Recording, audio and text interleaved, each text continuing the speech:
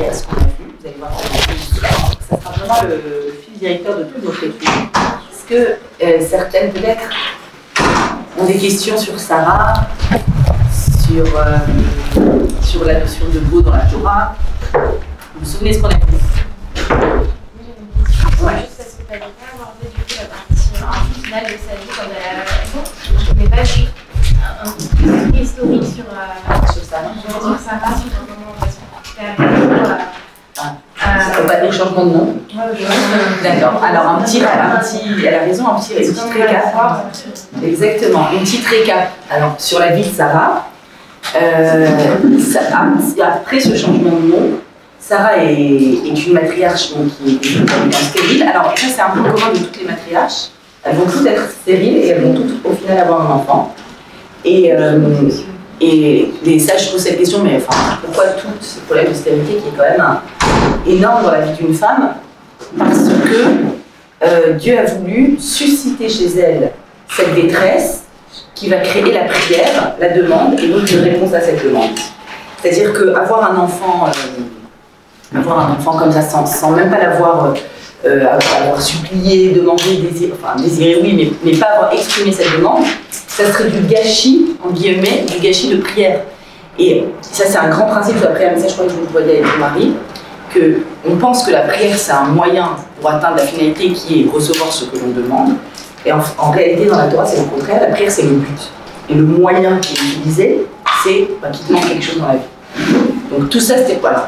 Sarah va devenir Sarah. Et un ange va venir annoncer une grossesse à l'âge légèrement tardif de 90 ans. Et c'est de Yitzhak qu'elle va être enceinte. Elle va lui donner naissance. C'est le premier juif qui va être circoncis à l'âge de 8 jours. Puisque son père Abraham a été circoncis, mais à l'âge de 99 ans. Il s'est circoncis à l'âge de 99 ans. Et puis donc, elle va avoir Yitzhak. Sachant que son père, Abraham, a eu un fils avec Agar qui s'appelle Ishmaël, qui est le père de la nation d'Ismaël, de l'islam. Et donc ce sont des demi-frères. À un moment, il va y avoir une difficulté et Sarah va exiger que son fils Yitzhak ne grandisse pas avec son demi-frère Ishmaël, qui était, comment dirais-je, une mauvaise influence pour lui. Et elle va mourir à l'âge de 127 ans. Voilà, heureuse, comblée. Mais quand elle quitte ce monde, Sarah, son fils Yitzhak n'est pas encore marié. Donc elle n'a pas connu sa belle-fille, et c'est d'elle qu'on va parler, Liel. Elle meurt heureuse combien alors qu'elle meurt quand on va tuer son fils?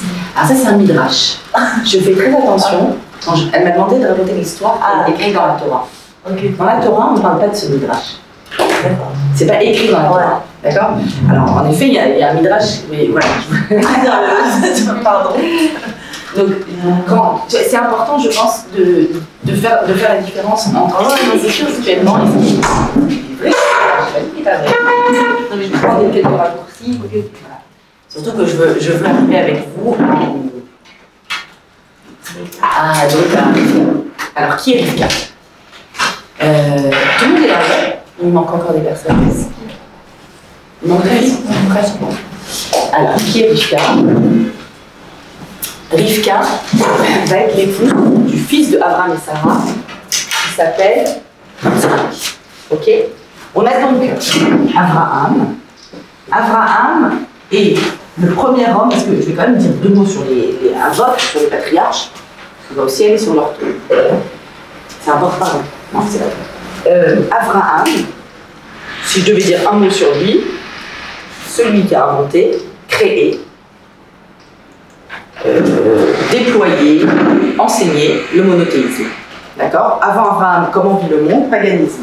Paganisme, ça veut dire on croit en des forces. Il existe des forces dans ce monde, il y en a plein, elles sont multiples, et on va servir des statues, des forces, l'eau, le dieu amour, le dieu soleil, le dieu. D'accord? C'est là agnostique, on croit en. Agnostique, c'est croire en rien. Ça s'appelle agnostique. Voilà. Et le paganisme, c'est croire en plein de multitudes de divinités. Et donc, Abraham, ce qui le définit dans le texte de la Torah, c'est le fait qu'il est toujours dans l'attente d'inviter. Ça veut dire quoi dans l'attente? Et il était dans la tente, une tente. Et il attend des invités. Alors, qu'est-ce qu'on veut dire à travers ça? En fait, comment est-ce qu'il a... D'abord, Abraham, il faut sachez que c'est un homme très puissant, un noble, qui est respecté de tout le Moyen-Orient, un peu comme un roi, très grande puissance, il est d'une richesse infinie. Ok? Et qu'est-ce qu'il fait avec ça? Il passe son temps à inviter des gens, ça c'est important de le préciser quand même, il invite des gens, les gens sont éberlués par la profusion de mets, de gentillesse, de l'hôtel 18 étoiles, vraiment une finesse dans le relationnel, dans tout, et quand ils quittent leur hôte, ils veulent le remercier, bien entendu. Abraham, comment peut-on te remercier? Merci pour cette générosité. Vous remerciez moi. Alors ensuite, il passe, c'est un midrash, et il passe en revue tout ce qu'il a servi, tous les mets délicieux qui sont passés sur cette table. Et il montre les tomates et les concombres et les salades. C'est moi qui ai fait ça? C'est pas moi. Il y a bien quelqu'un qui l'a fabriqué. Le steak de mouton, c'est moi qui ai fait ça, c'est pas moi, il y a bien quelqu'un qui l'a fabriqué, etc., etc. Et il va passer en revue tous les aliments. Il dit, pourquoi vous me remerciez moi? Est-ce que c'est moi qui suis à l'origine de ça? Et il arrive petit à petit à dire aux gens, mais vous êtes reconnaissants. Il y a quelque chose qui s'est passé? Ok, sachez que c'est le maître de l'univers, le roi du monde, celui qui a créé le monde. Et donc petit à petit, fil en aiguille, il en arrivait à leur expliquer qu'il n'est pas possible de croire en plusieurs divinités, c'est impossible, et qu'il y a une divinité unique, le créateur de l'univers, ce qu'on appelle Dieu, Hachem, Akadosh Baruch Hu, Allah, c'est la même chose, un seul et unique créateur du monde et de l'univers, qui est à l'origine de tout, et c'est lui qu'on doit remercier. D'ailleurs, qu'est-ce qu'on fait le matin quand on se lève? Nous tous, les juifs, on commence le premier mot, Modé Ani, je remercie. Merci Hachem, je me suis levée, j'ai des yeux qui voient, j'ai un corps qui fonctionne, voilà, modèle. Donc, Abraham, il va répandre le monothéisme, d'accord? Il va l'enseigner à tout le monde, et le trait de caractère, chacun des Avot a un trait de caractère fondamental. Le trait de caractère de Abraham, c'est ce qu'on appelle le chesed. C'est quoi le chesed? La générosité, la bonté, le déploiement. Chacune d'entre nous, ici, présente, a une qualité que Dieu lui a mise en très grande quantité. Sachez-le, chacune ici, c'est un principe fondamental qu'il faut connaître. Si on veut connaître sa mission et comment se développer dans la vie, il faut connaître quelle est la qualité presque naturelle. C'est-à-dire, je ne peux pas ne pas le faire. Pour Abraham, c'est le chesed. Le premier des patriarches, je ne peux pas ne pas être généreux, je ne peux pas ne pas être empathique, je ne peux pas ne pas recevoir. Je ne peux pas. C'est une sorte de déversement qu'il y a en lui. Pilier du chesed, il se nomme. Si quelqu'un parmi nous sent que c'est difficile pour elle, qu'elle est un peu trop égoïste, qu'à chaque fois qu'il faut rendre service, elle a du mal, allez chez Abraham et lui demandez lui de vous donner des forces. Il a de quoi distribuer. Yitzhak, son fils. Eh bien, Yitzhak, son fils, c'est tout le contraire de son père. Yitzhak, la mida, le trait de caractère fondamental, c'est la Gevura. Gevura, ça veut dire la rigueur. La rigueur, la limite. Et ensuite, il y aura Yaakov, le fils de Yitzhak, qui lui, c'est le Emet, ou bien on peut dire Tiferet, c'est la justesse. C'est-à-dire la juste dose entre l'un et l'autre. J'explique, ça c'est important, je vais expliquer. Le chesed, c'est un fondement que Dieu a mis dans tout individu, à plus ou moins grande dose, de capacité à se déployer vers l'extérieur, à être dans le don, à être dans l'empathie, à être dans l'écoute. Il y a plusieurs formes de chesed, financier ou pas financier. Hein. Le chesed, c'est exister, c'est-à-dire accueillir l'autre.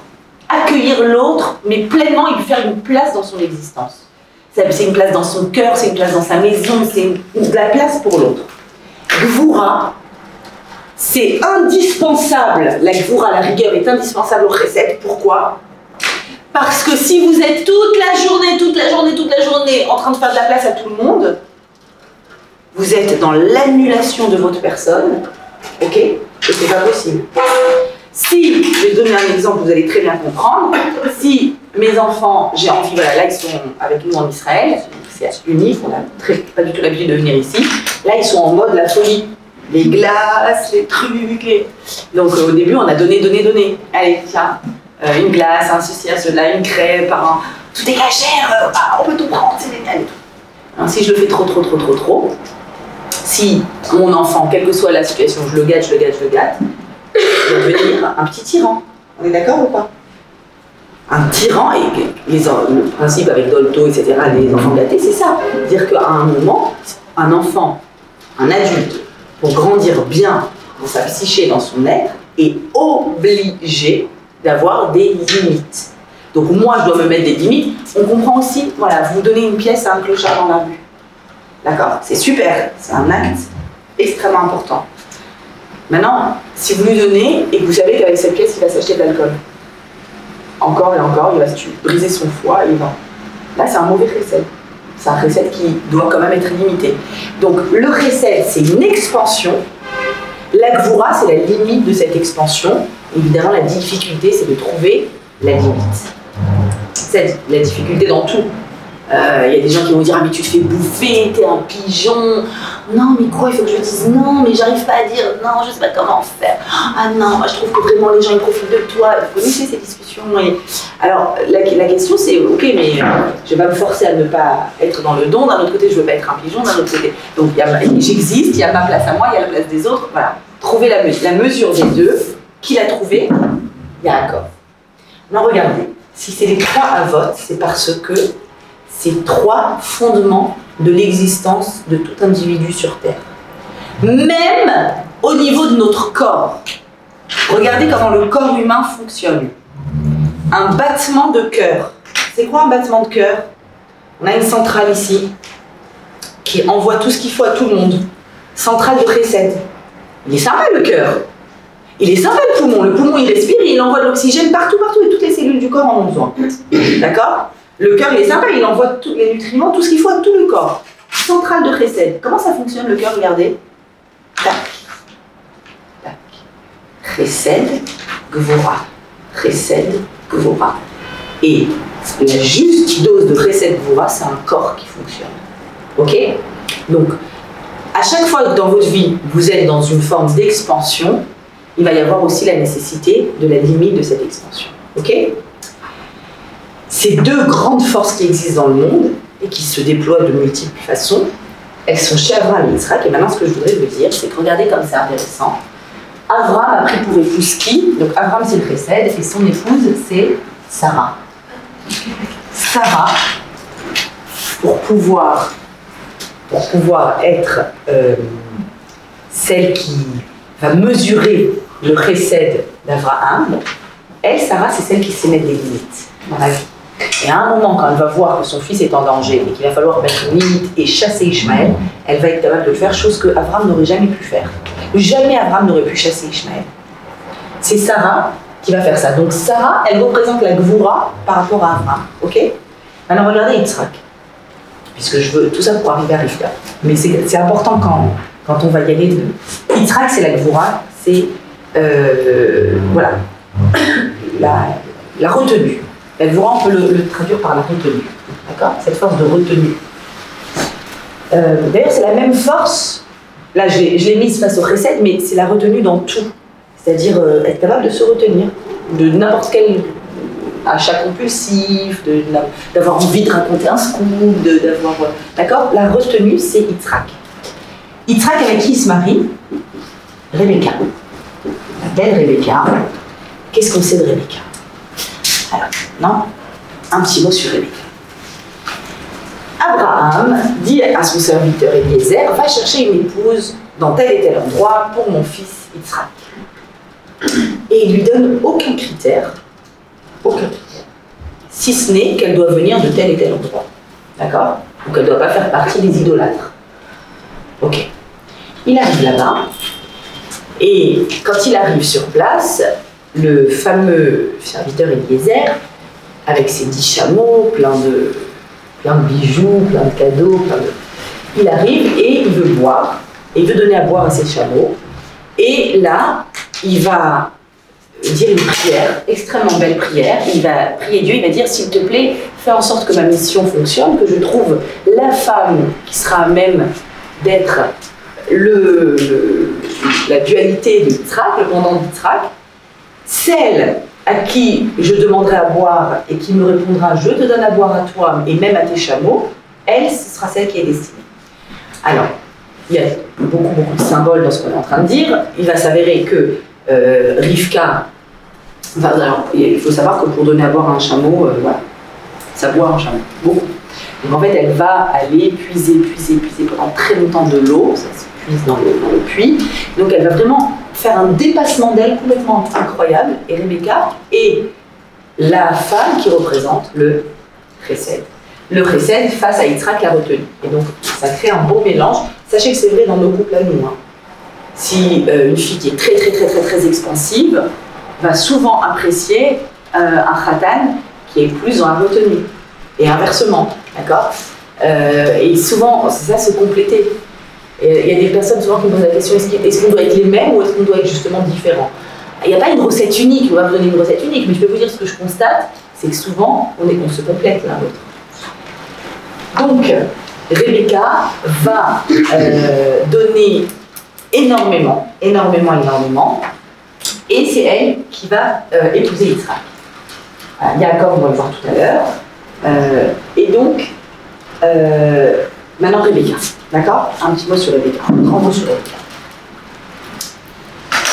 Alors, le couple de Rivka et Yitzhak, déjà, c'est dans toute l'histoire des couples de la Torah. Vous savez que la Torah, c'est pas une histoire de bisounours. C'est-à-dire qu'elle ne vient pas te raconter le monde il est beau, le monde il est gentil, le monde est parfait. À chaque fois que la Torah nous raconte une histoire, elle nous raconte les défis et les difficultés. Ce qui ne va pas dans l'éducation, ce qui est compliqué. On a des histoires très dures, on a des histoires de fratries qui se déchirent dans la Torah. C'est vraiment pour aller épuiser des enseignements. Le couple qui se dispute le moins dans la Torah, c'est Yitzhak et Rivka. D'accord? Vraiment une entente, il y a quelque chose d'assez... voilà, je trouve que le symbole du couple idéal, quand on lit les différents couples de la Torah, là où il y a le moins de remue-ménage, c'est Yitzhak et Rivka. Qu'est-ce qu'on peut dire de Rivka? Rivka, dans la paracha qui parle de son entrée dans la vie d'Yitzhak, on a un verset... Alors, pareil, je l'ai... Voilà. Peut-être quelques-unes. Ah si, je l'ai fait. Alors.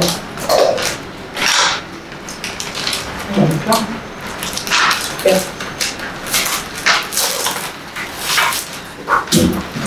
On peut les garder même. Super. Il y en a, je pense qu'il y en a une pour deux.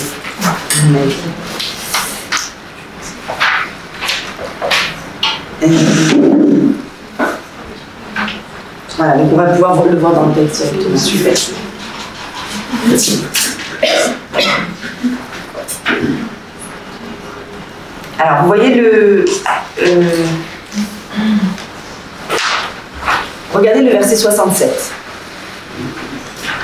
Bon, ce qu'il y a du 63 au 67, à une autre occasion, peut-être on le verra ensemble, c'est le passage dans la Torah où on peut parler de la rencontre amoureuse et des critères de rencontre, etc.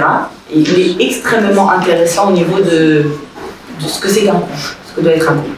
Mais là, je voudrais m'arrêter parce qu'on doit vraiment se concentrer sur cet après-midi. Là, je voudrais m'arrêter sur le verset 67. Yitzhak conduisit donc Rebecca dans la tente de Sarah, sa mère. Sarah, sa mère, est déjà décédée à ce moment-là, ok?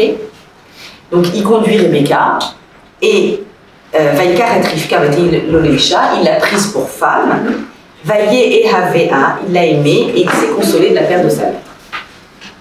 Il la conduisit dans la tente de Sarah, sa mère. Vous savez, des fois, sur un mot, dans la Torah, les commentateurs disent, ils y vont. Et là, il s'arrête sur quel mot? Il la conduisit dans la tente de Sarah, sa mère.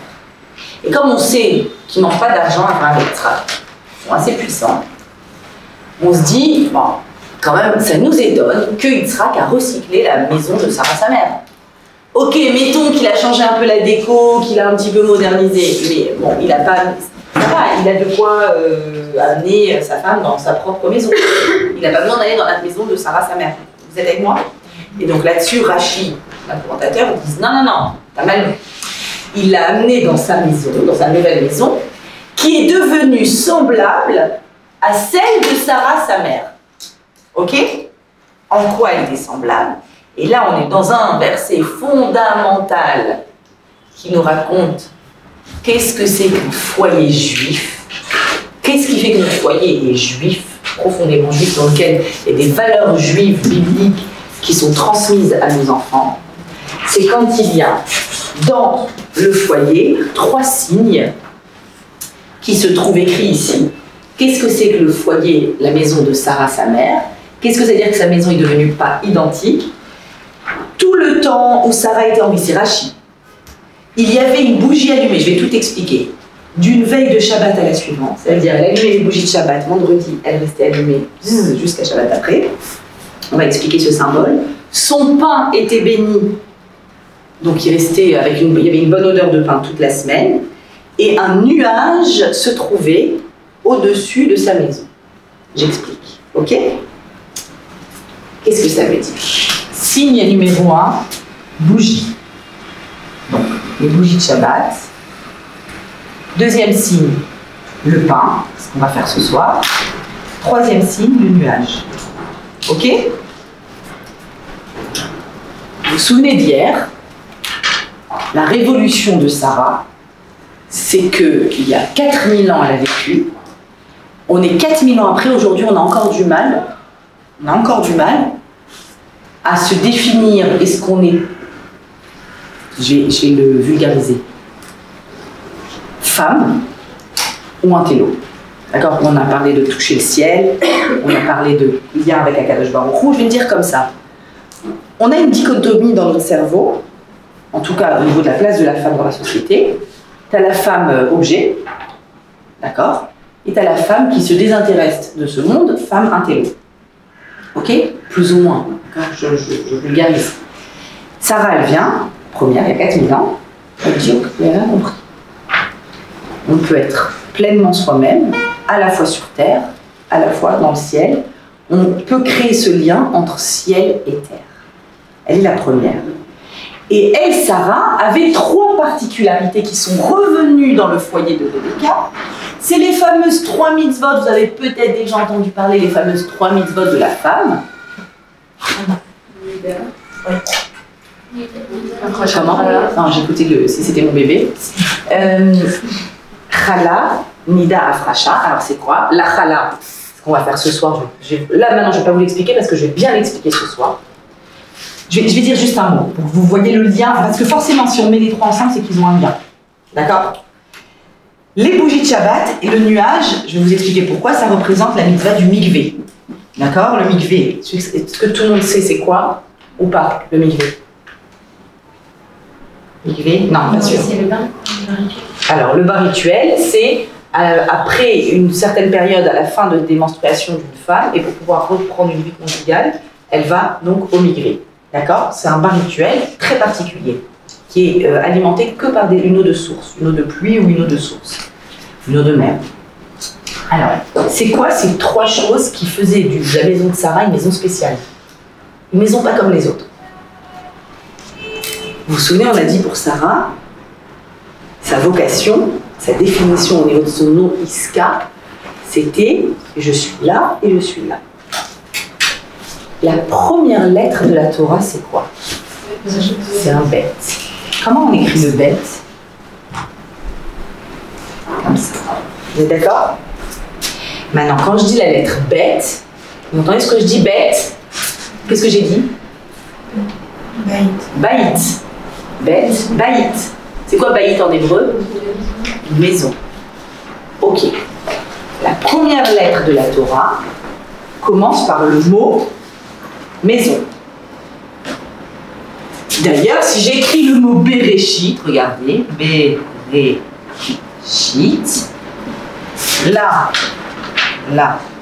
il y a écrit Roche, vous êtes d'accord? Roche, ça veut dire en premier. Et là, il y a un Bet, un Yud et un Tav, donc en premier, Baït. À quoi tu dois penser en premier quand tu ouvres la Torah? En premier, à quoi va ressembler ma maison. On ne grandit pas à la fac, on ne grandit pas à l'école, on ne grandit pas dans nos groupes d'amis. Tout ça, c'est sympa. La première des choses les plus fondamentales, c'est Baït. C'est le premier mot de la Bible. En premier, la maison. Et je le sais, j'en suis convaincue, ça va aussi passer par là, que quand vous fermez vos yeux et que vous vous projetez dans quelques mois ou quelques années dans le foyer que vous allez créer, vous fermez les yeux et vous y voyez des choses. Vous y voyez des choses précises, vous y voyez le respect qu'il y aura entre vous et votre futur mari, vous voyez ce que vous voulez transmettre de fondamental à vos enfants, vous voyez aussi ce que vous voulez surtout pas qu'il y ait dans votre maison. Ah, je ne veux pas reproduire les cris que j'ai vus, le manque de respect, l'attrait pour le matériel, je veux que ce soit comme si, je veux qu'on se parle de telle et telle façon. Vous avez tout en tête, c'est sûr et certain, une certaine idée, pas précise forcément, mais une certaine idée de ce que vous voulez dans votre maison. Pourquoi dans votre maison? Votre maison, c'est votre identité, c'est votre définition.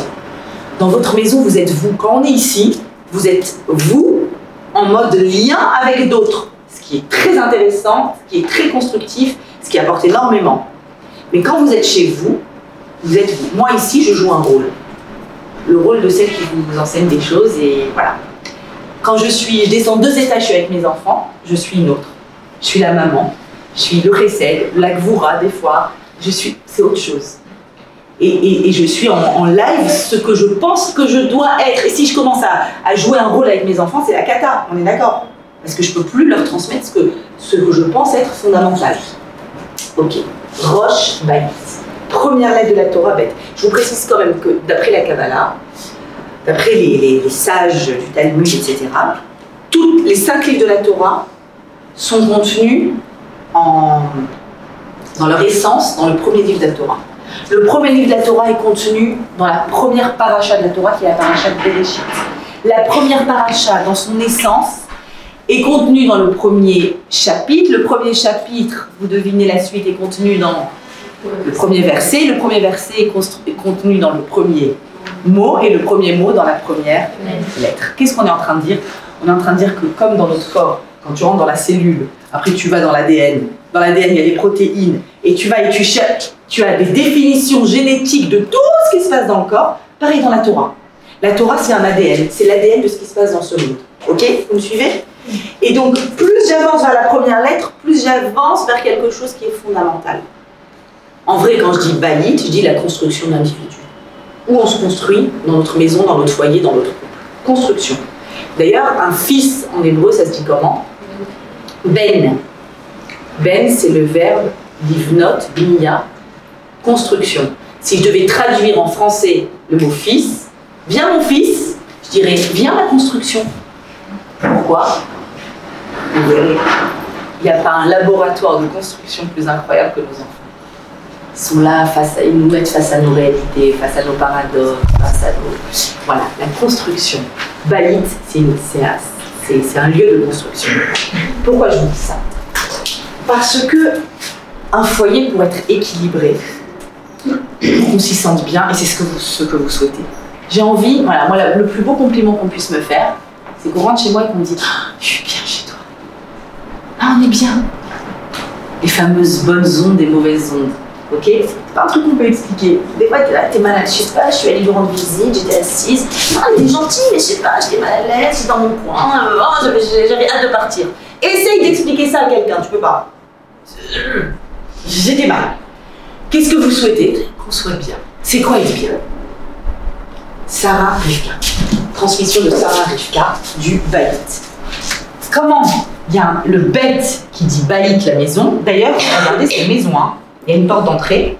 Vous ne pouvez pas vous imaginer tout ce qu'il y a dans les lettres, dans la graphie des lettres. C'est pas moi qui invente. Hein. On peut faire ce travail sur toutes les lettres de l'alphabet hébraïque. Je vous en donne un, juste parce que c'est lié à Rivka. Rivka, on a dit qu'elle fait du chesed. Le mot qui revient le plus dans la paracha de Rivka, c'est gomel chesed. Gomel, c'est le verbe qui veut dire en hébreu aller vers l'autre, aller lui donner. Et le mot chameau en hébreu, comment il se dit? Gamal. Comment on écrit le gimel? Gomel chesed. Comme ça. Ok? Ça, c'est un gimel. Un trait et un... Ça veut dire c'est quoi? C'est un homme qui fait ça. C'est quoi le chesed? C'est ce pas en avant vers l'autre. Et juste après la lettre gimel, ça c'est juste pour que vous compreniez, je vous envoie des petites infos pour que vous compreniez à quel point il y a tout l'ADN du monde dans la Torah. C'est quoi la lettre d'après gimel dans l'ordre alphabétique? Donc le gimel, c'est... Le mot gimel veut dire tourner vers l'autre. La lettre d'après, c'est quoi? Ça veut dire quoi, dal, en hébreu? En hébreu, dal. Un dal, un pauvre. Quelqu'un, un misérable, quelqu'un qui a besoin de toi. Regardez, le gimel, il est en train d'avancer vers la lettre. Il va vers lui. Ok? Voilà, c'est... Allez, maintenant, le bet. On reprend le bet. Le bet, c'est baït, c'est une maison. Une porte ouverte, mais protection. Il faut être protégé dans une maison. Si tu ne te sens pas en sécurité, protégé, ça ne va pas. Ok. À part ça, comment est faite la graphie de cette lettre bête? Un trait horizontal haut, un trait horizontal bas et un trait vertical. Ok? Ça représente le ciel. Le bas, la terre. Comment je me permets de vous dire ça? Venez, on continue le bête de Bereshit. Bereshit, bara Elohim. Au commencement, Dieu a créé Et Hashamaim, et Haaretz. On vous raconte l'histoire du monde. En fait, dans ce monde, il y a deux pôles. Il y a le pôle terre et le pôle ciel. Il y a le corps et il y a la neshama. D'accord? Il y a l'être et il y a le paraître. Vous me suivez? Tout est comme ça. Le ciel et la terre. Dans une maison, celle de Sarah, de Rivka et celle que vous allez toutes bâtir, il faut qu'il y ait le pôle ciel et le pôle terre. Attention! Danger! Qu'est-ce que je veux pas qu'il y ait dans la maison? Le ciel, la terre, et pas de lien entre l'un et l'autre. Alors là, déjà, t'es pas en sécurité, tu vois. C'est pas la ciel, c'est pas une porte, c'est que t'es ouvert aux 4 vents, là. Ça veut dire quoi que je veux un lien entre le ciel et la terre? Ça veut dire, ça voudrait, je vais le dire autrement. Ça voudrait dire quoi une maison où il y a le ciel et il y a la terre, mais il n'y a pas de lien entre les deux? Ça voudrait dire que dans ma vie, j'ai des moments ciel, méditation, réflexion, je donne du sens. D'autres moments qui n'ont rien à voir. Terre, ça veut dire je travaille, je gagne ma vie, je fais à manger, je change la couche de mon bébé, je me pose ma table, je suis dans ce monde, c'est concret, c'est visible. Ça, c'est la partie visible, ça, c'est la partie invisible, ok? Toujours. Et il n'y a pas de lien entre l'un et l'autre. C'est-à-dire que quand je suis préoccupée par la terre, ça n'a aucun lien avec le ciel. Je vais le dire autrement, on va le faire ce soir en chala.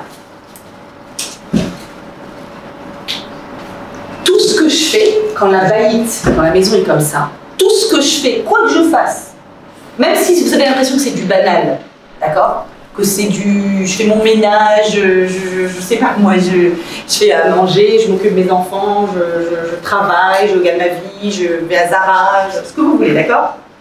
Tout ce que je fais, j'oublie pas que ça a du sens. C'est-à-dire qu'il y a un sens invisible qui est lié au visible. Vous êtes avec moi? Regardez les 3 mitzvot, vous allez peut-être encore mieux comprendre.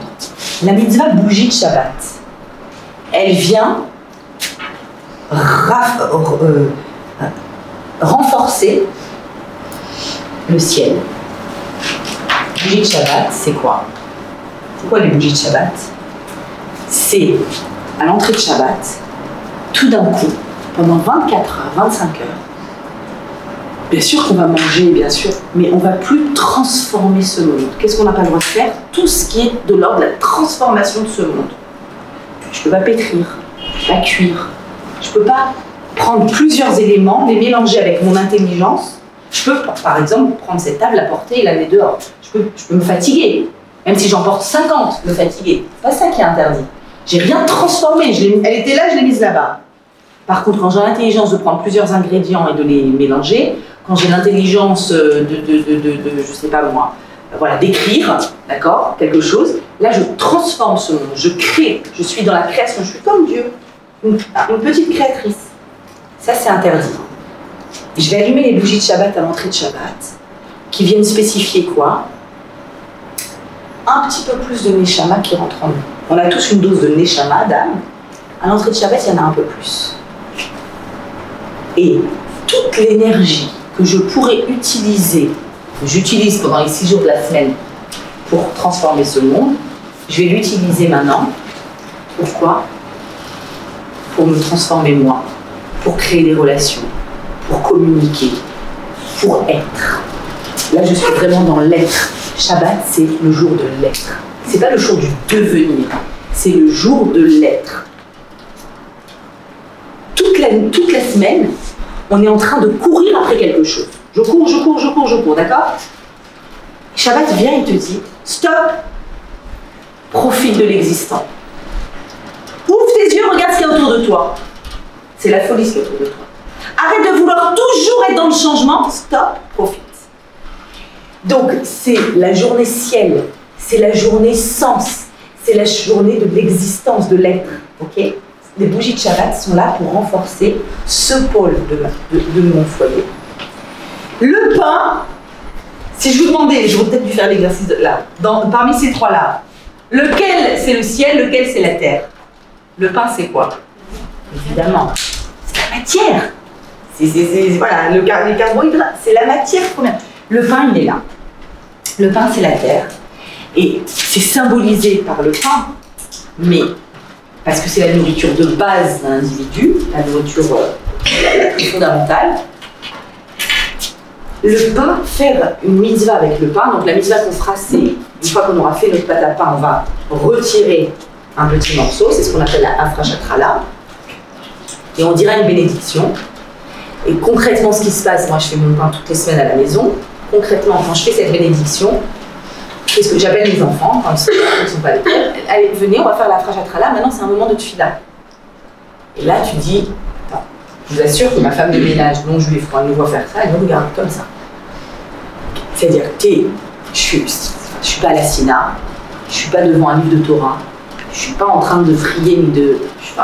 Je suis dans ma cuisine avec la pâte jusque là, ok, dans quelque chose qui est peut-être la chose la plus basique, qui s'appelle faire à manger à la maison.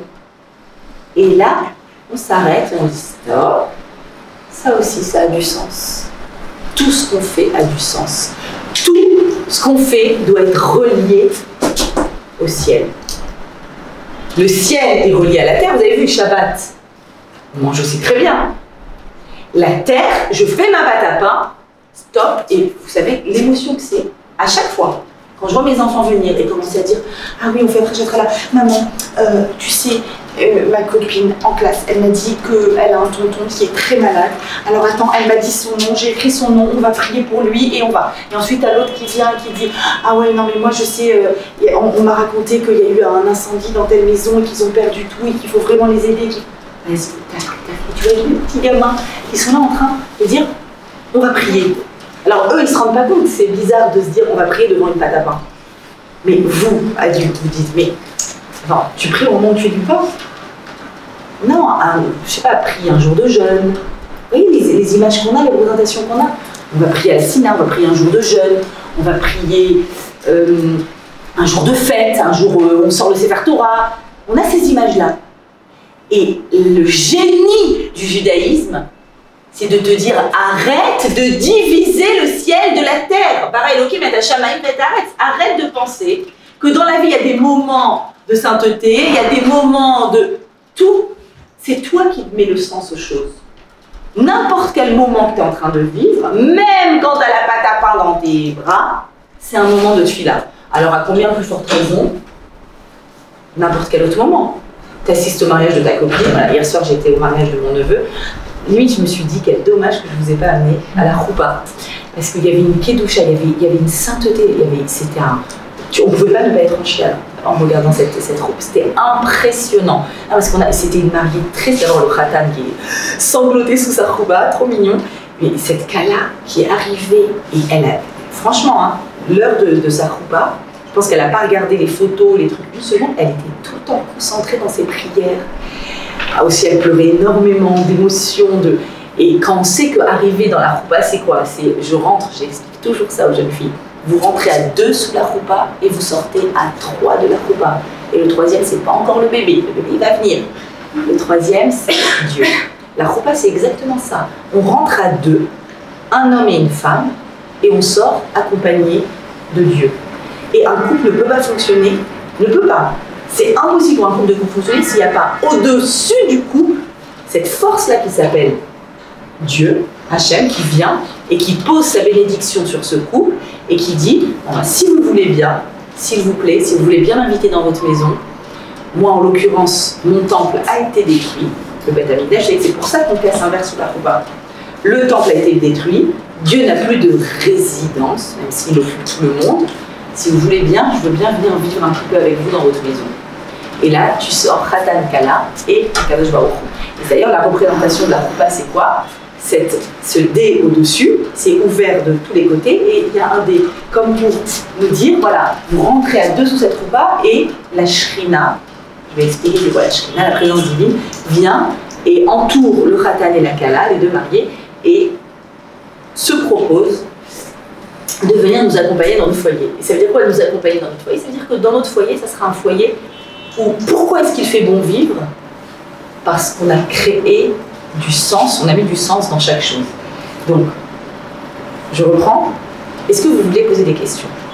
Là, je suis dans une... Je sais que c'est un peu subtil ce que je vous explique. Donc, on a le pôle Rouhani, c'est-à-dire le pôle spirituel, fondamentalement spirituel, le Shabbat, une journée de spiritualité. On a le fait qu'une maison, pour fonctionner, petit mot là-dessus. Moi, ça, c'est un grand truc qui m'a désespéré longtemps. Je suis un petit peu une intello. Je ne suis pas une grande cuisinière, je ne suis pas très douée en ménage. J'ai aucun plaisir ni à cuisiner, ni à faire le ménage, Et c'est un truc qui m'a longtemps, pas complexé, mais pour moi, le fait que dans une maison, il y a le pôle terre, c'est un poids. Quand mes enfants ils viennent à 19h, ils disent « Maman, on a faim, qu'est-ce qu'on mange ?» À chaque fois, ça me le fait. Je dis « Aujourd'hui aussi, vous avez faim, mais je vous ai fait à manger hier. Vous avez encore faim aujourd'hui. Ça peut pas suffire. J'aimerais qu'on invente une pilule. Hop, et voilà, pendant une semaine, t'as pas faim. Moi, je vous fais à manger une fois par semaine. Et voilà, je ne dis pas la mère juive que je suis. Hein. Et pourquoi c'est pénible? Enfin, pour certains types de personnes, ça c'est pénible. Parce que ça c'est quelque chose qui est tout le temps cyclique. Il faut tout le temps recommencer. Tu fais ton ménage. Demain tu le refais. La poussière, la saleté, le truc. Tu as fait à manger. Demain tu le refais. Tout ce qui est ici est soumis fortement à l'usure de ce monde, c'est la terre. Contrairement au ciel où il n'y a pas d'usure. Votre neshama elle s'use. Elle ne s'use pas. La neshama ne s'use pas, il n'y a que le corps qui s'use, qui se dégrade. La neshama, elle reste tout le temps, elle ne fait que, elle s'améliore, c'est ce que je vous avais dit hier, jusqu'à 120 ans, elle peut s'améliorer. Qu'est-ce qui s'use dans ce monde? Qu'est-ce qui se dégrade? Ce qui est visible, ce qui est corporel.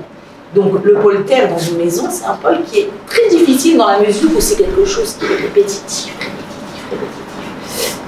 Et que, voilà, t'es là, tu leur fais à manger, bon, alors t'es super contente parce qu'ils ont bien mangé, qu'ils sont là, et après, vas-y, nettoie les casseroles, fais, et recommence. Ce truc de et recommence, moi je deviens folle avec ce truc.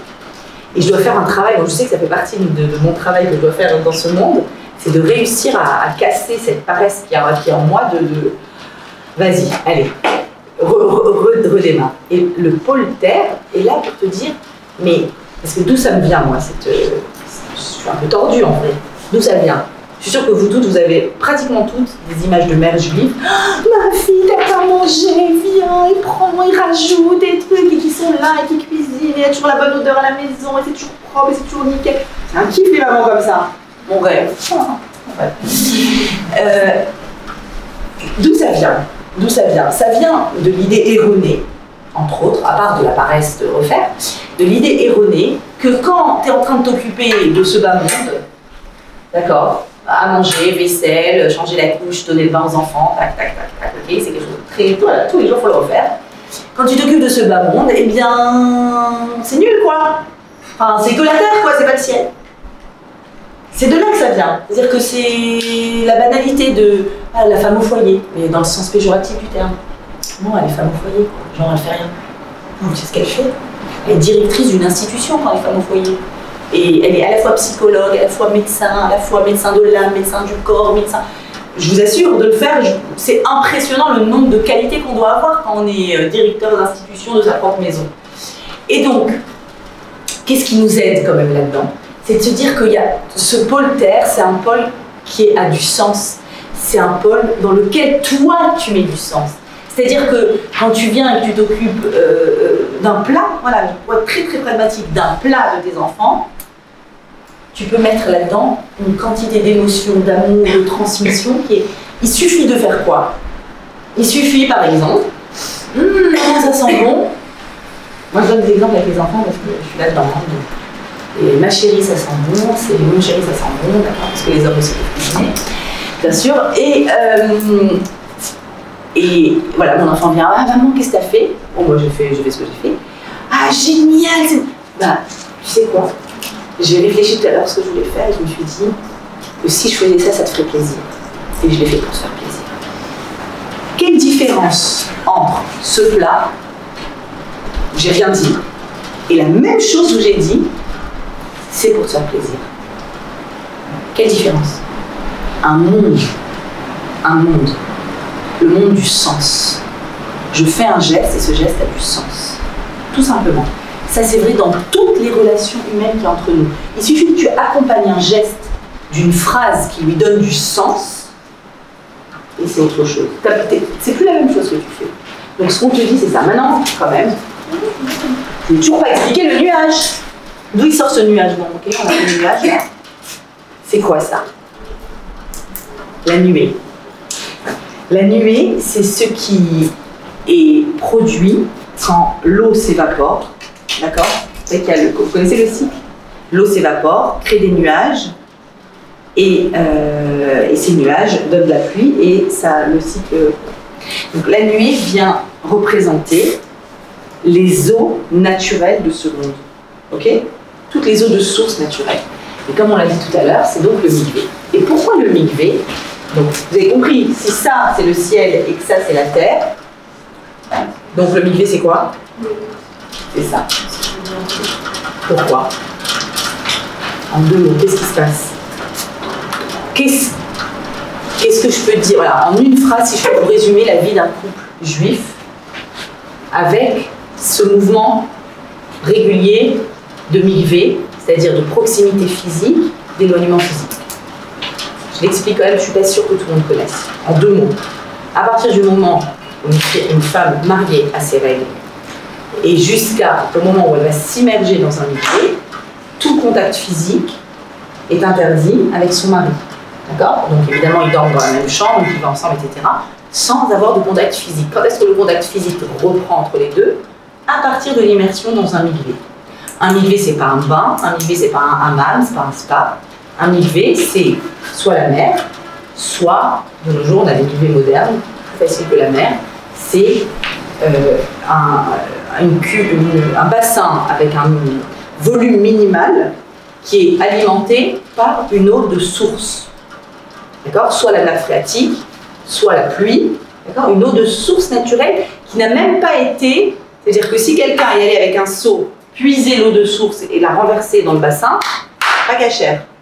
C'est-à-dire qu'il faut que le bassin soit à même le sol et alimenté directement, sans intervention humaine. D'accord? Qu'est-ce qui se passe? Qu'est-ce qui se passe? J'ai juste une question. Ouais, comment on peut faire un mikvé dans la mer, par exemple, juste technique, alors que on va dire que dans la mer, il y a toujours quelqu'un qui peut passer par hasard, et justement, exactement. D'où la difficulté et tout le fait que c'est très peu recommandé.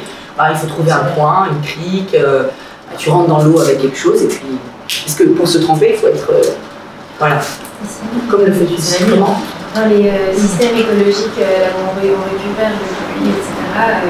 Du coup, il y a une espèce de système qui peut entreposer, enfin, il y a souvent une cuve ou quelque chose qui récupère l'eau de source, et puis après des tuyaux qui ramènent l'eau vers quelque part, un seau directement vers soi. Cette eau-là, elle n'est pas du coup utilisable pour un mikvé. S'il y a eu une intervention si ça a été acheminé par l'intervention humaine, c'est plus utilisable. Ah, ça va être comme un lac. Comme un lac.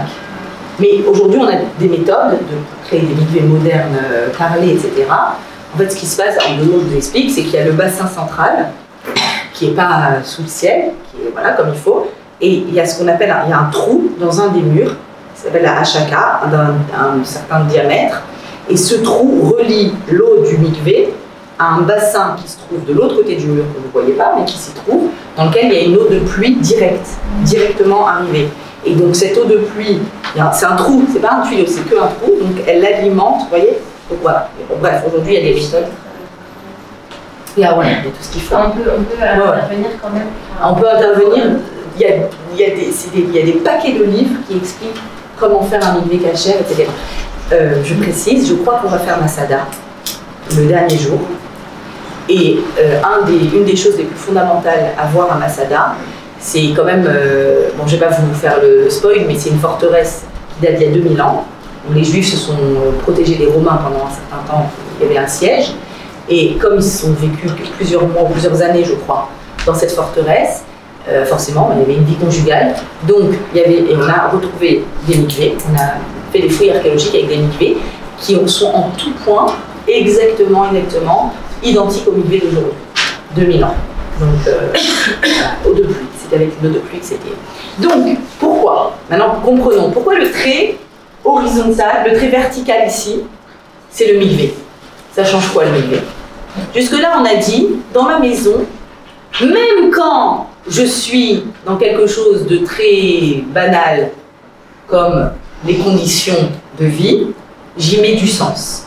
Dans ma maison, il y a des moments d'arrêt dans lesquels notre neshama est au max. Des moments de communication, des moments d'aide, des moments d'émotion. Et dans ma maison, il y a le lien qui est fait entre le corps et l'âme. Pourquoi? Entre le corps et l'âme. Pourquoi? Un couple juif est un couple qui, grâce à ces moments-là d'éloignement et de rapprochement physique, fait que, qu'est-ce qui se passe? Souvent, les jeunes filles se disent « Oh là là, c'est compliqué, il y a des jours avec, il y a des jours sans, il y a des jours on, il y a des jours off. » Retirez complètement cette définition de votre esprit. Ce qui se passe dans un couple, quand le corps est mis de côté, quand le corps ne peut pas s'exprimer, eh bien, c'est tout le monde émotionnel et interactionnel qui va pouvoir s'exprimer. Je m'explique. Il y a deux langages, voilà, ça c'est très important. Il faut que je passe par là. On est fait de corps et de neshama, on est OK là-dessus, ciel et terre. Vous êtes avec moi? Le corps a un langage, la neshama a un langage. Les deux, ils parlent. De quoi le corps a besoin? Je vais vous faire ça, c'est trop important. Super important. En fait, là, ce que je vais vous faire, c'est le petit cours d'introduction que je fais toujours à Calotte. Introduction avant de commencer le mikvé. Sans ça, mais c'est une introduction même, pas que au mikvé, pour comprendre notre fonctionnement. Si vous voulez comprendre comment vous fonctionnez, il faut connaître ça. Corps, neshama. Vous êtes d'accord avec moi? On a les deux? En bébé dès sa naissance, il a les deux. Ok? De quoi le corps a besoin pour vivre? Manger. Manger. Quoi d'autre? Hein? Dormir, boire, se libérer, bref. Manger, dormir, boire. Voilà, là c'est besoin. Oui, il y a besoin de protection, on va dire. Attachement aussi. Vêtements. De contact physique aussi.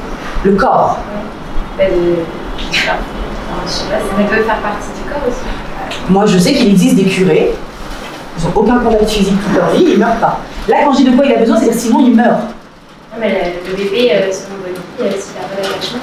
Ah, une seconde, j'arrive à votre vie. J'arrive, une seconde. Mais c'est pas son corps, une seconde. Comment? Vêtements. Vêtements, respirer, d'accord. Donc sans tout ça, il meurt. Ok. En combien de temps? En combien? C'est-à-dire si je mange pas, je dors pas, je respire pas, ça dépend. Bon, respirer c'est assez rapide malheureusement, ok. Dormir, bon, dormir de toute façon on tombe, à un moment on s'endort. Manger, boire évidemment. Alors boire plus vite que manger, bon bref vous avez compris c'est assez rapide. D'accord? Besoins fondamentaux. J'arrive à ce que tu as dit Lorraine, mais c'est ici la neshama. Donc ça c'est le corps, ça c'est le langage du corps. Si la neshama, elle n'a pas certaines choses, elle meurt aussi. Enfin, le corps va mourir. La neshama, elle est éternelle, elle ne peut pas mourir. Ok? La neshama retourne chez son créateur. De quoi la neshama a besoin? Bon, Lorraine, elle a spoilé. La neshama a besoin, et c'est exactement ça la théorie de l'attachement de Bowlby, c'est lui le premier qui l'a dit, dans des orphelinats où il travaillait dans les années 50, il voyait que si un enfant n'a pas une figure d'attachement forte, il se laisse mourir. Mais mourir physiquement, les enfants mourraient. Une figure d'attachement, c'est idéalement père et mère, mais ça peut être une nourrice. Ok? Une figure d'attachement très forte. De quoi la neshama a besoin? D'amour. Ou attachement. Ça veut dire attachement, amour, a besoin d'un contact, d'un lien. Sans ça, c'est le corps qui va mourir. Je peux dire aussi autre chose. À votre avis, de quoi la neshama a besoin? Quand je dis la neshama, c'est notre être, ce qui nous définit. Vous comprenez? Mon corps, c'est ce que tu vois de moi. Ma neshama, c'est ma façon de penser, ma façon de m'émouvoir, ce qui me fait rire, ce qui me fait pleurer, la communication que je vais créer avec vous. D'accord? La neshama, c'est ma définition intérieure, qui est unique. Chacun d'entre nous, elle est unique. Chacun est neshama unique. Amour, attachement, quoi d'autre? Limite. D'apprendre. Est-ce que la neshama a besoin d'apprendre? C'est intéressant. L'enthousiasme. C'est un jeu qui donne la curiosité. Ça me travaille. Qu'est-ce que la neshama a besoin d'apprendre? Est-ce que quelqu'un qui apprend bien toute sa vie, c'est pas la construction. de partir après, c'est une enveloppe vide. Y a pas de... Non, mais ma question, c'est est-ce qu'on se laisserait mourir si on pouvait bien l'apprendre? Bon, je vais réfléchir, c'est une super. On pourrait mourir de. Oui, parce que maintenant, je me retrouve aussi dans cette définition, mais est-ce que ça ferait. Par rapport à l'attachement, lui a prouvé qu'on meurt si on n'a pas une figure d'attachement. Mais est-ce que. Bon. Vous comprenez que là, je parle des juifs et des non-juifs, hein? Je parle pas que des juifs, là. Vous savez que les non-juifs aussi, ils ont une neshama quand même, allô, hein? D'accord? Il y a des études qui ont été faites là-dessus. Comment? Il peut y avoir des études qui ont été faites sur l'apprentissage aussi. Ah, mais c'est sûr. Les neurosciences aujourd'hui, elles sont à fond là-dedans. Mais est-ce que ça ferait mourir quelqu'un? C'est même sur des trucs de base. Ça veut dire, c'est de l'apprentissage même sur, par exemple, apprendre à marcher, apprendre à. C'est-à-dire. On a pu le langage qui a le langage aussi. Voilà. Ouais. Bon, intéressant. En tout cas, moi, j'avais pensé encore à un autre, mais c'est très beau aussi qui est l'apprentissage. Les limites. Les limites. Ça veut dire. On a besoin quand même de limites. Un cadre. Il faut pouvoir vivre dans le cadre de limites. On ne peut pas. Ouais, ça veut dire tout ça, ça doit être cadré, ok. Pour un enfant, quoi. Ok, donc ça, c'est des paramètres extérieurs. Mais là, j'essaie juste de définir de quoi. Bon, moi, il me semble, c'est un peu. Attends, qu'est-ce que tu avais dit tout à l'heure? Oui, non. Quelqu'un qui a. Bon, je ne me rappelle plus qui a dit quoi. L'enthousiasme. Voilà. Alors, l'enthousiasme, c'est que moi, je l'ai un peu dit autrement. On a besoin de donner un sens à sa vie. Je pense. De vivre pour quelque chose. Ça peut être Médecins sans frontières, ça peut être ma famille, ça peut être les Restos du Cœur, ça peut être la politique, changer le monde en plus. Je sais pas, ça peut être plein de choses. Mais en tout cas, je pense que donner du sens. Mais après, je suis pas sûre que ça ferait mourir parce qu'il y a des gens, c'est ça, comme ça, qui se laissent vivre comme ça. Et mais qui se laisse vivre, ça entraîne à une dépression. Ouais. C'est-à-dire que c'est vrai que la dépression. Ah, d'ailleurs, les maladies du corps, on les connaît, la maladie de l'âme, c'est la dépression. Et quand on traite une dépression, on traite les symptômes. On ne traite pas la raison de la dépression. D'où la nécessité d'aller voir un psy, de réfléchir, etc. Et souvent, c'est autour de ça, de l'attachement et de donner du sens. Ok, pourquoi je vous dis ça? Corps neshama, terre, ciel. Où est-ce que vous metteriez si il fallait le mettre quelque part. Le lien, l'amour entre un homme et une femme.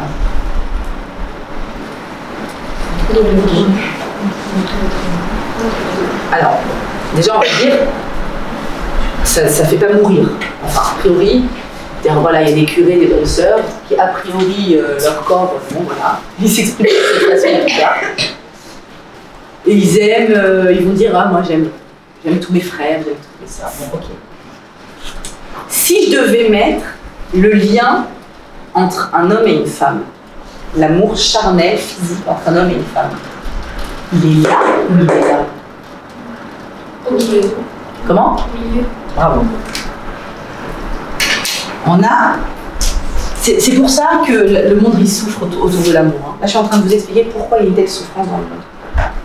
Pourquoi tous les films, c'est l'amour, tous les livres, c'est l'amour, tous les romans, tous les trucs. Et quand tu vois quelqu'un en train de pleurer, de sangloter, bon, ça va, un perdu 10 de retrouver. Ok, mais ils sont où les 10? C'est quoi? Pourquoi ça nous met dans des états pareils? Pourquoi? Il y a une grande exception dans la création du monde autour de ça. Une exception. C'est qu'en général, le corps, il a un langage du corps. La neshama, elle a un langage de la neshama. Quelle différence? C'est que le corps, c'est un langage immédiat, impulsif. J'ai faim, j'ai besoin de manger, je peux me retenir un jour, mais pas deux. Ok? On est d'accord? La neshama, j'ai besoin d'amour. Pas dans 24 heures, ça va. Ok, dans un mois, dans 6 mois, dans un an, l'année prochaine. J'ai besoin. Mais la temporalité n'est pas la même dans l'un et dans l'autre. Vous me suivez? Ce qui est logique, puisque le corps, il est voué à l'usure et que la neshama, elle est éternelle. Donc, il n'y a pas de temporalité dans la neshama. Ok? D'accord. Maintenant, pourquoi il y a un truc incroyable? Pourquoi la sexualité, telle qu'elle a été créée, c'est une exception dans le monde? C'est une exception. La sexualité chez les animaux sert à la reproduction. Des périodes de chaleur, des périodes de reproduction, terminées. À part une espèce qui est une exception, toutes les autres espèces du monde, il n'y a pas un mâle avec une femelle. Il y a... c'est fortuit. Chez les humains, il y a... Pourquoi est-ce que c'est très différent? Et pourquoi la sexualité n'est pas liée à la reproduction? C'est que... elle n'est pas liée, c'est-à-dire que on ne se marie pas pour avoir des enfants. On se marie pour se marier. Ah, en plus, on a un cadeau, c'est un enfant. Ouais, yes, en plus j'ai eu un bébé, trop bien. Mais on se marie et on vit à deux à cause du besoin fondamental de la neshama. Pourquoi il y a une difficulté? Parce que la sexualité, c'est un langage à la fois du corps et à la fois de la neshama. Et pourquoi c'est un problème? Parce qu'ils ne parlent pas la même langue, les deux. Parce que le corps, il parle ici, maintenant, tout de suite, et la neshama, elle parle « je veux du bien-être, je veux être comprise, je veux être entendue, je veux que tu vives mes émotions, je veux vivre avec toi tes émotions, je veux qu'il y ait une symbiose ». Est-ce que, forcément, s'il y a un acte sexuel, il y a forcément lien des neshamot? Non! C'est ça le problème, justement. C'est que non. C'est que au niveau physique, c'est un langage du corps. Vous me suivez? Et donc c'est un grand problème parce qu'après tu reçois des filles en larmes, on va dire il m'a juré, il m'a promis, je lui ai donné tout ce que je pouvais donner, et il m'a envoyé balader d'un revers de la main. Et donc, où s'est passé tout ce que je lui ai donné? C'est-à-dire c'était du corps sans neshama. Corps sans neshama égale soit un viol, soit quelqu'un qui s'est foutu de sa tête. Horrible. On est d'accord? Corps sans neshama. Neshama sans corps. C'est possible? Est-ce que je peux vivre sous le même toit qu'un homme dont je suis folle amoureuse et qui faut amoureux de moi et... Soyons dans le respect mutuel, tu sais, le corps est voué à l'usure, donc mettons-le de côté. Not possible. Pas très longtemps en tout cas. Donc vous comprenez qu'on a un souci là. Là on a un souci et il faut gérer ce souci. C'est que moi j'aimerais quoi? Moi j'ai bien compris que Dieu nous a créés avec un lien des corps. On était un, on a été divisé, on se retrouve physiquement. J'ai bien compris ça. Mais j'aimerais une garantie. J'aimerais savoir que quand il y a un lien du corps, il est l'expression visible, physique, d'un lien émotionnel, d'une connexion émotionnelle.